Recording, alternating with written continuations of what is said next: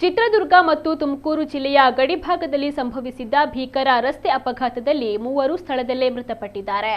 ಕಾರಿಗೆ ಓಮಿನಿ ವಾಹನ ಡಿಕ್ಕಿ ಹೊಡೆದ ಪರಿಣಾಮ ಮತ್ತೊಂದು ಕಾರು ನಿಯಂತ್ರಣ ತಪ್ಪಿ ರಸ್ತೆ ಬದಿಗೆ ಪಲ್ಟಿಯಾಗಿದೆ. ಅಪಘಾತದ ತೀವ್ರತೆಗೆ ಕಾರಿನಲ್ಲಿದ್ದ ಮೂವರು ಸ್ಥಳದಲ್ಲೇ ಮೃತಪಟ್ಟಿದ್ದಾರೆ.